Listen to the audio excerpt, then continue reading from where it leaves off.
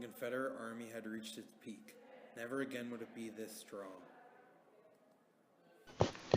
200,000 people are dead, and the Civil War is not even halfway over. General Robert E. Lee attempts to move the war from war-ridden Virginia up into the north. Lee's 75,000 Army of Virginia moves up into south-central Pennsylvania. Union General George Gordon Meade and his 95,000 Army of the Potomac moved toward Lee. Lee's move north sparks the largest battle in American history. It will last 3 days.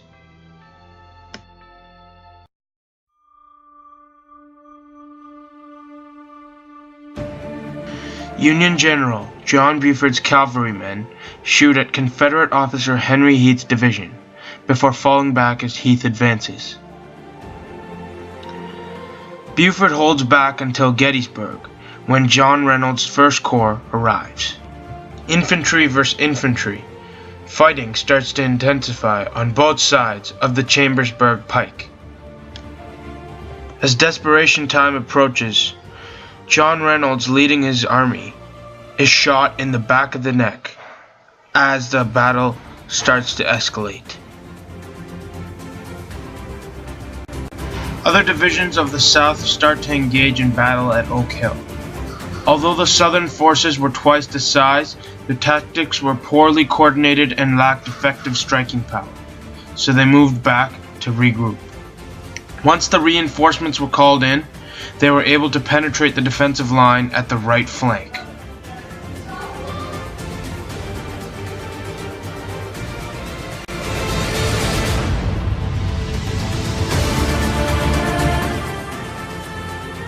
After an enormous fight on the left side of the flank, the Union forces are moved back to Seminary Ridge. Cannons and small firearms attack the rebels. As numbers come to bear, the Union line collapses. Some soldiers escape underneath an unfinished railroad bed. Others are trapped in Gettysburg streets. The defeated Union soldiers reform at Cemetery Hill. General Howard has left a brigade in an array of cannons. The Confederate Army explores but does not attack. In the afternoon, Union General Dan Sickles moves his 3rd Corps to the Peach Orchard at Emmitsburg Road.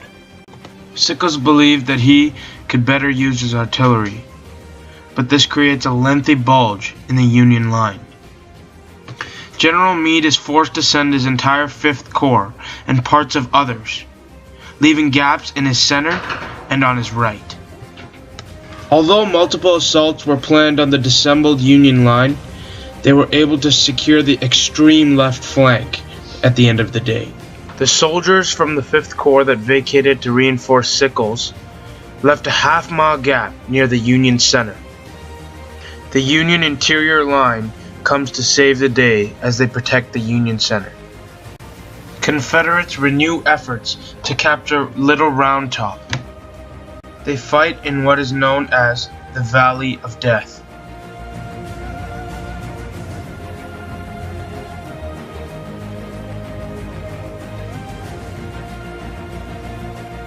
General Lee sees an opportunity, hoping to take Culp's Hill in a morning attack. But General Meade orders a recall from the 5th Brigade that he sent out to reinforce the 3rd Corps. Now, the Confederates are in a troublesome situation. As General George Pickett leads the only fresh troops in the Confederate Army, he is appointed to direct an assault upon the Union center.